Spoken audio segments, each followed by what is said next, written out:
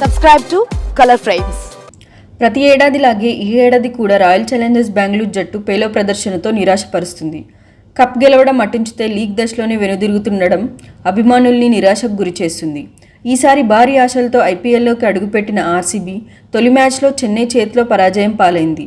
ప్రత్యర్థి జట్టు చెన్నై కావడం, ధోనీ కోహ్లీ మధ్య మంచి బాండింగ్ కారణంగా ఆ మ్యాచ్ని ఫ్యాన్స్ పెద్దగా కన్సిడర్ చేయలేదు. తర్వాత పంజాబ్పై నెగ్గిన మళ్ళీ వెంటనే కోల్కతా నైట్ రైడర్స్తో జరిగిన మ్యాచ్లో చిత్తుగా ఓడిపోయింది.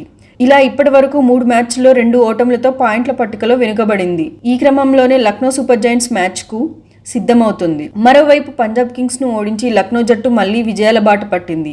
దీంతో ఆర్సీబీ వర్సెస్ లక్నో మ్యాచ్పై ఉత్కంఠ నెలకొంది.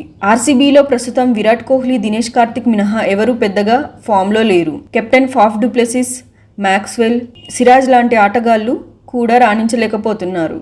వారికి తోడు వేలంలో భారీ ధరకు కొనుగోలు చేసిన క్యామరన్ గ్రీన్, అల్జరీ జోసెఫ్లు కూడా దారుణంగా నిరాశపరుస్తున్నారు. దీంతో ఆర్సీబీ చాలా వీక్గా కనిపిస్తోంది. ముఖ్యంగా బౌలింగ్ విభాగంలో ఆర్సీబీ అత్యంత చెత్త టీమ్గా ప్రొజెక్ట్ చేస్తున్నారు సీనియర్లు. ఈ నేపథ్యంలో ఆర్సీబీ తదుపరి మ్యాచ్ కోసం ప్లేయింగ్ 11లో భారీ మార్పులతో బరిలోకి దిగే అవకాశం ఉంది. గత 3 మ్యాచ్ల్లో అల్జరీ జోసెఫ్ ఆశించిన స్థాయిలో ఆడలేదు. చెన్నై సూపర్ కింగ్స్తో జరిగిన మ్యాచ్లో 3.4 ఓవర్లలో 38 పరుగులు ఇచ్చాడు. పంజాబ్ కింగ్స్తో జరిగిన మ్యాచ్లో 4 ఓవర్లలో 43 పరుగులు సమర్పించుకున్నాడు. కేకేఆర్పై 2 ఓవర్లలో ఏకంగా 34 పరుగులు ఇచ్చి తీవ్రంగా నిరాశపరిచాడు. దీంతో లక్నోతో జరిగే మ్యాచ్లో అల్జరీ జోసెఫ్కు విశ్రాంతి కల్పించే అవకాశం ఉంది.